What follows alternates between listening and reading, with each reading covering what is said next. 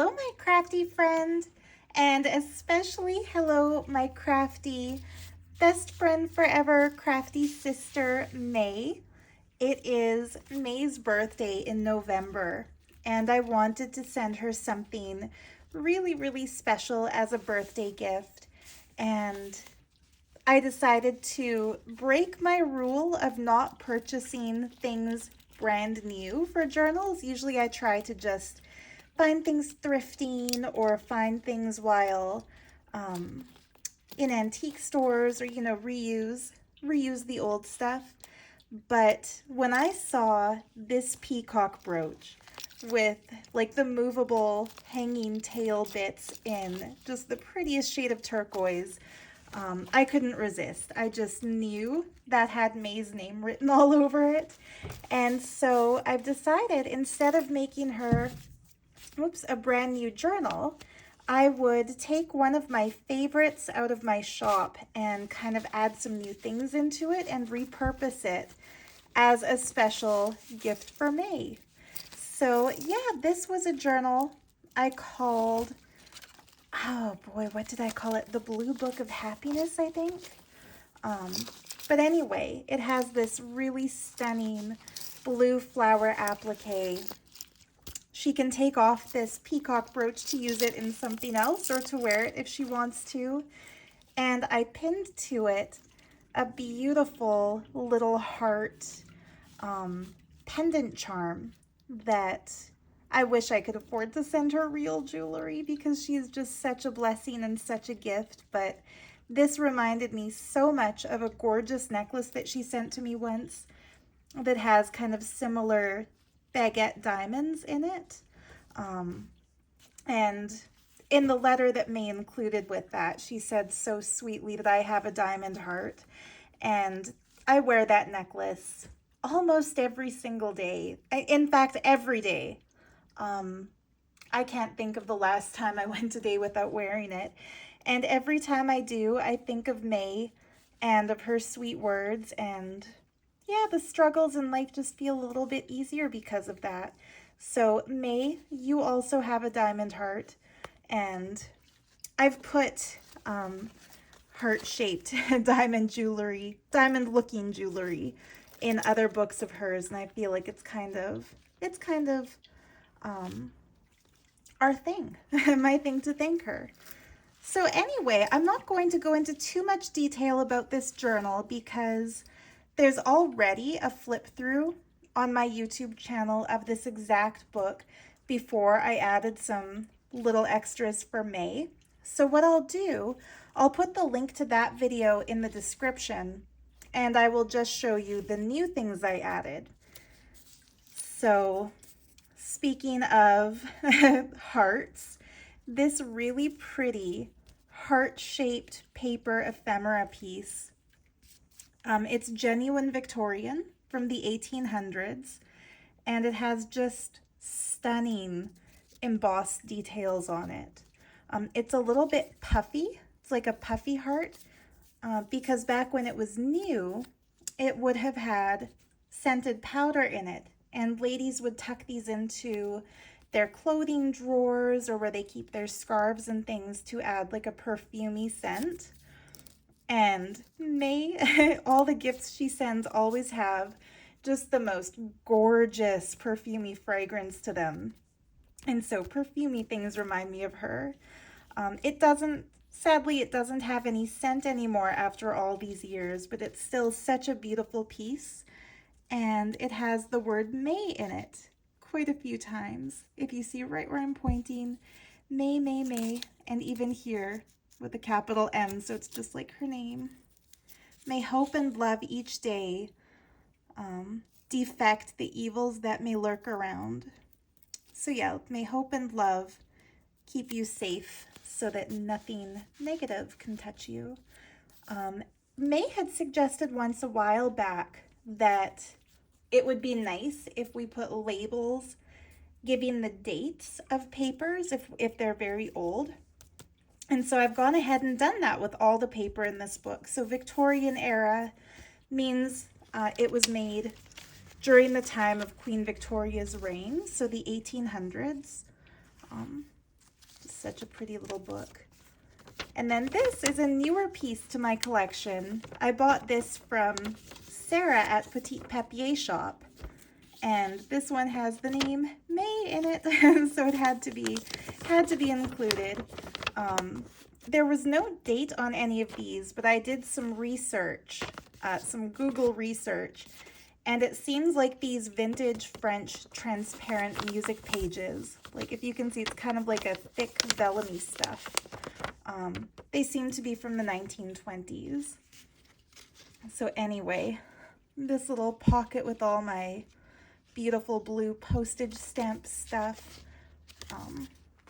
Won't go into too much detail on that because if I remember correctly, I already did the first time. Whoops, I did a flip through of this particular book. And then this is some genuine, beautiful handwriting from 1892. And it has that really nice embossed stamp on it too. So yeah, that's the beginning. 1934 French check. In the last book that May had made for me, she included what looked like an ear of wheat that must have been from Saudi Arabia. So I've included, I call this stuff cat toy grass because it's really super long and it grows in the wooded area, not the wooded, the grassland areas around my house. So whenever I go for a nature walk, I never pick it because I don't like to kill anything on my walks. So I won't pluck it from the ground. But a lot of the times the heavy winds here will blow them over and there are like broken pieces of cat toy grass around. So I pick them up and use them exactly as you'd imagine. I use them as cat toys, like wave them around. My cats go crazy for it. And so I thought May might get a kick out of that. 1928 Sears wallpaper. You'll see the prettier piece of that when we get to it. Vintage, I'm guessing this is like a mid-century atomic kind of a playing card, but I labeled it so she knows it came from Angelica in Austria. I love this clip-on earring. That's one of my all-time favorite thrifted vintage jewelry finds. I'm sure May will love it too. So anyway, one of Kat's, you know what, May? I'm so sorry. I am stealing this out of your book because this is going to go in my masquerade ball journal that I will be flipping through Saturday. So I will put something else in this pocket to replace it. I promise. And I know May has a lot of Cat Stones art already. You know what? I'm going to, right now, find something to go there. Here we go.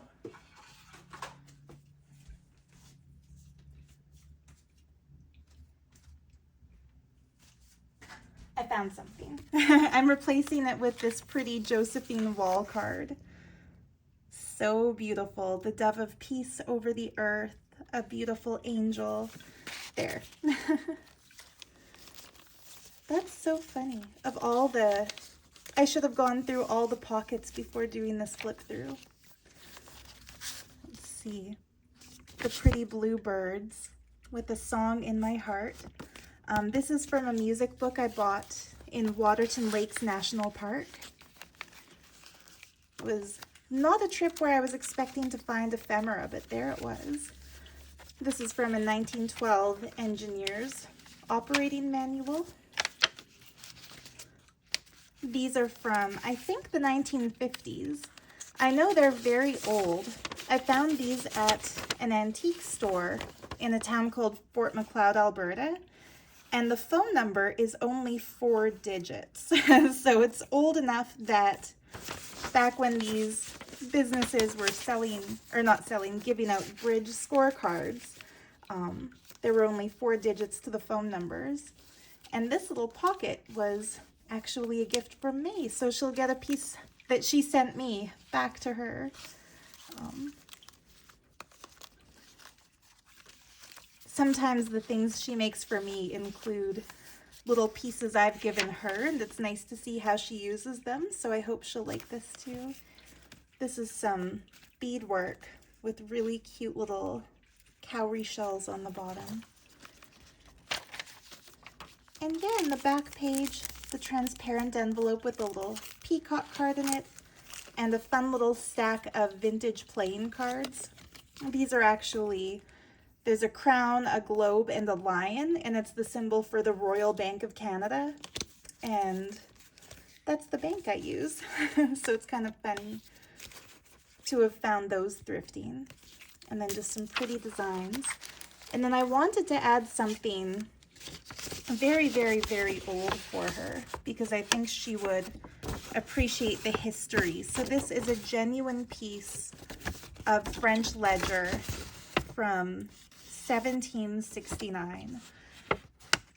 And yeah, the handwriting is just stunningly beautiful. The way they wrote their numbers is different from the way we write our numbers now. And I'm sure May will appreciate having that. I didn't put a date sticker because you can clearly see the 1769. So yeah, I am just going to find a random blank page and I'm going to draw a little abstract picture on it. I'll do this one. This is one of the coffee dyed papers that I coffee dyed. And that's why I'm not wearing any rings on my right hand because I had planned on doing this. So, you know what? No, maybe I'm going to leave that one. Sorry, I had to change my mind. I realized I like the design on it, so I kind of want to leave it as it is. Maybe let's do this ledger instead. So yeah, May has said that she really loves my abstract art. And I'm working on a custom order for her. It's taking me a long, long time because I'm the type of artist. I only really sit down to draw when the inspiration strikes and I'm in a mood to draw. And I feel like that keeps the energy in the art, you know, genuine and positive. And I do believe that every time we make a mark on a page, especially abstract art where it's non-representational and open to interpretation and organic, I really feel like the energy of what we're feeling comes through in that imagery. And yeah, it's been over a year since May requested that as a custom order, and she so graciously said she's not in a hurry for it, so I'm taking her for her word, and I think she will love it when it's finally ready. But today I thought, you know what, as a little preview, I'd love to send her some kind of something with an original hand-drawn element for her birthday. And then I thought, you know what? I'm just going to draw right into the journal for her.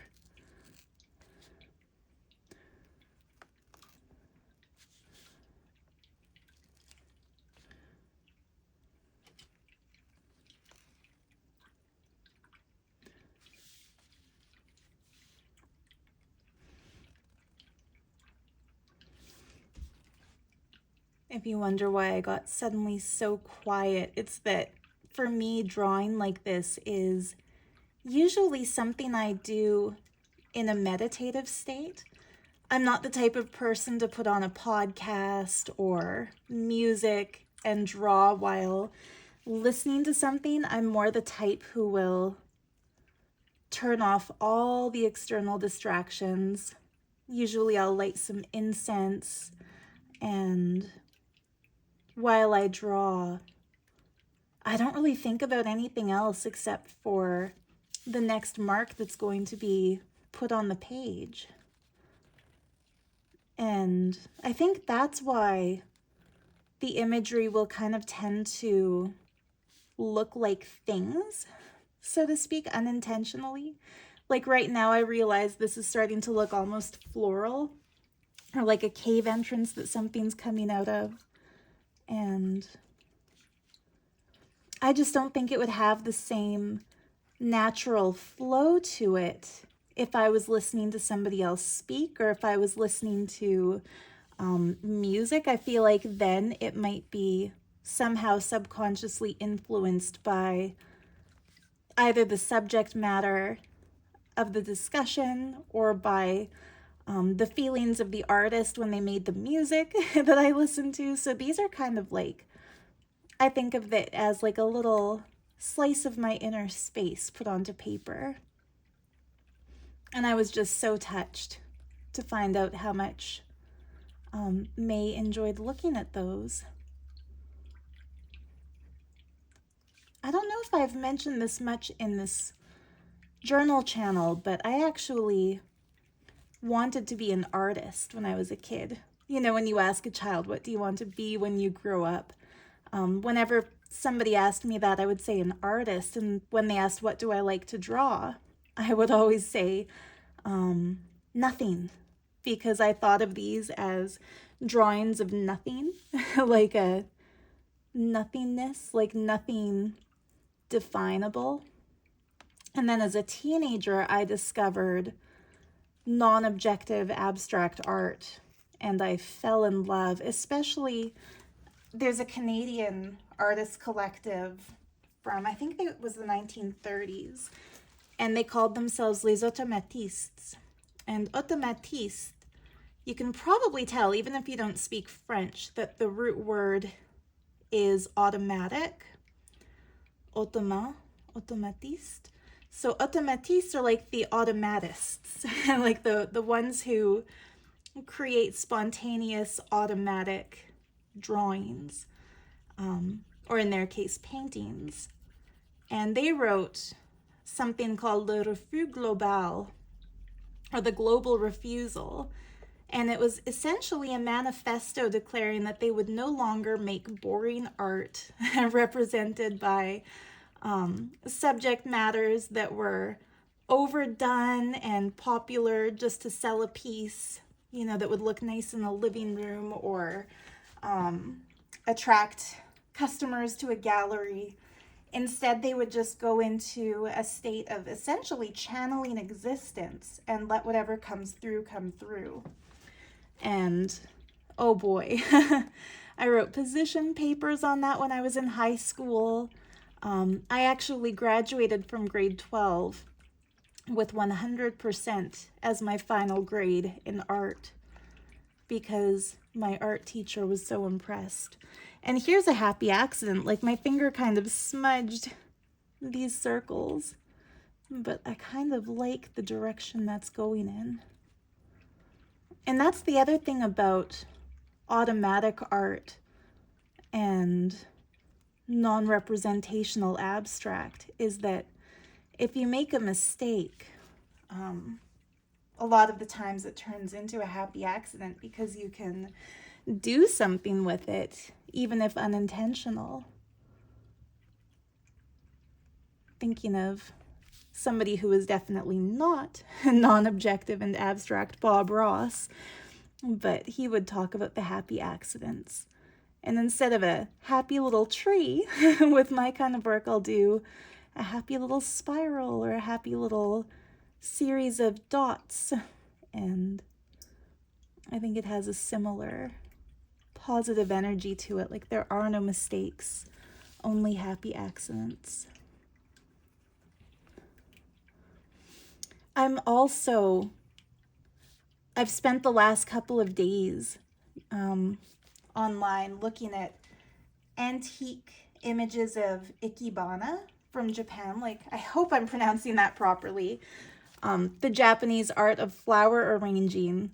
And I've always loved the way it looks. And I feel like my goal when I draw is not to do something symmetrical that fills the entire page.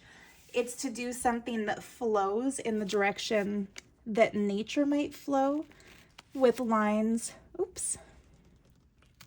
I punched right through the page, and I'm just gonna go with it and do that a few more times.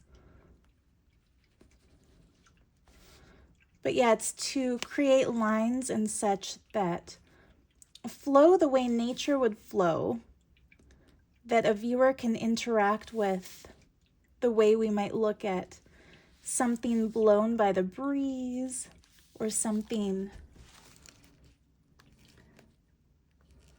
not made to be aesthetically perfect, but made to be aesthetically interesting. Like right now, I just wanted to add something interesting to take the direction of the image instead of the expected curve here. And that way, and it wound up looking a little bit like a feather. So for my dear May, who loves peacocks, that might be a little bit symbolic, though not entirely a feather, just kind of feather-esque. But anyway, I'm going to, I think, leave it at this. I never want to overdo a drawing. I used to feel tempted to fill an entire page because it felt like all the space is there, so we might as well use it. But I've started to kind of feel like less is more when it comes to my drawings. So, and also, just a funny little anecdote to end this. When I was in India, when I was 24, I went to India, and for a month, I ran out of money 3 months into my 4-month trip. As we do, I think, in our early 20s when we're spontaneous and not really thinking things through or planning properly. But amazingly, I was sitting and drawing like this in an ashram, and a very wealthy lady, I didn't know she was wealthy, a French lady from, oh boy, her name was Marie Michel, and she was from one of those islands, Mauritius. She was from Mauritius, and she spoke French. She didn't speak a word of English, and there were no French translators hired. So for the entirety of her stay in that ashram, I volunteered to just be her translator. And she was very sweet. She didn't mind when I stumbled through the conjugation of verbs, or if I had to kind of explain around a topic because I didn't know the exact translation. But anyway, she saw me drawing like this on one of our last days, and she told me that throughout the entire program, she had watched me draw during all the breaks, and I get so zoned into my drawings, I don't really notice if I'm being watched or not. I just go for it. And she asked me if I would ever consider selling my art.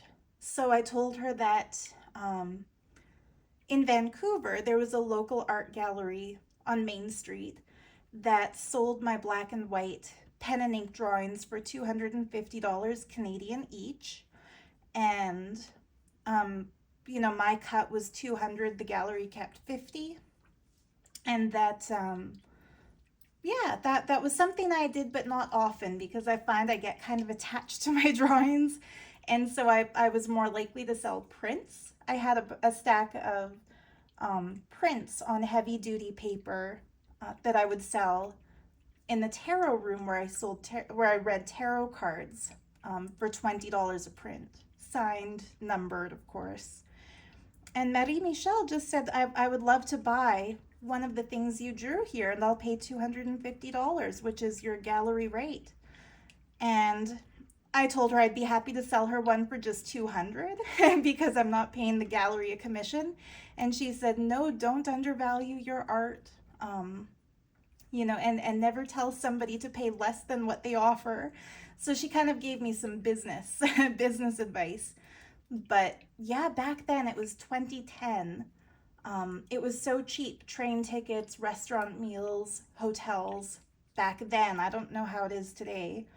But I was able to travel for the next month in India with a couple of my friends entirely on, what I made selling that one piece of art. So I do feel like there's some magic in it. And she was really happy too because she said she collected art and that she hadn't expected to buy any because that's not the kind of thing that they were selling in the gallery.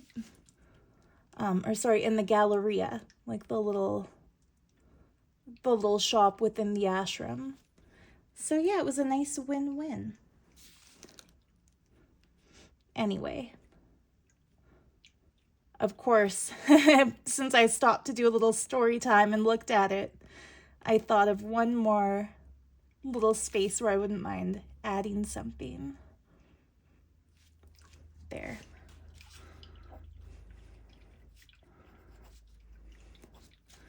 I'm going to call this one Ikebana inspired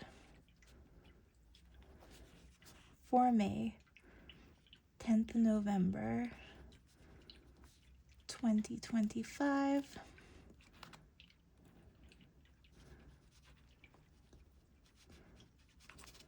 And signed.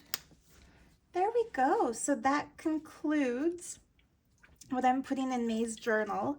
And I'm also going to stamp it with this little cat bum stamp. This was a stocking stuffer my mom put in my Christmas stocking when I was a child. So what I'm going to do, this ink does smudge before it's dry, so I'm just going to protect it before I turn the page. Maybe that's where I'll stamp it. I know May also loves kitties, and I think she'll get a kick out of this. It's kind of funny. So just inking it up. I hope this ink pad is still good. I hardly ever use my rubber stamps because I get so annoyed with them if the ink application isn't smooth and perfect. But I feel like May would enjoy this so much that it's worth trying. Yay! Oh, you know what? And see what I mean? It's a little bit light. It's a little bit lighter than I would have wanted, but you get all the detail and the funny, cute little fur. So yeah.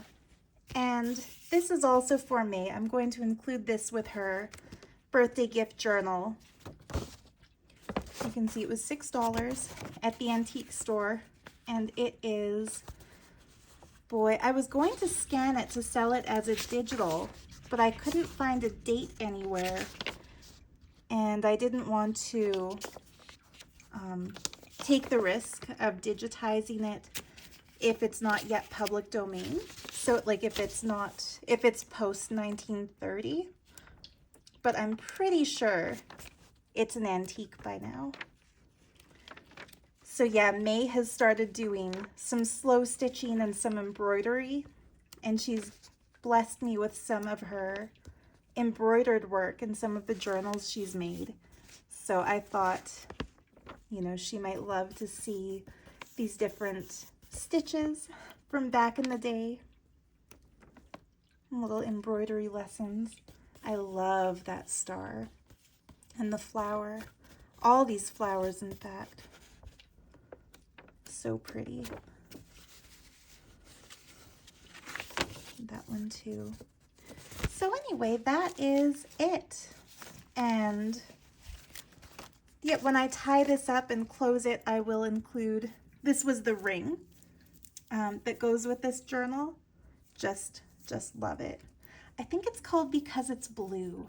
And everything that went in because it's blue, and that is both May's and my favorite color. So May, of course you don't have to wear this ring. It's just one of those cheapy rings, but it would be so pretty sewn onto something like a fancy button. And I know she'll know what to do with it. But anyway, yeah, once I tie it all up, I'm actually going to wrap it in this really cool, reminiscent of a peacock fabric. May always sends me just the most stunning fabrics. And so I'm going to return the favor by sending her one of my favorite fabric finds. But anyway, I hope you enjoyed this video. I hope it's inspired you to maybe do some drawing or some crafting. And yeah, much love to you, and we'll see you next week. Bye for now.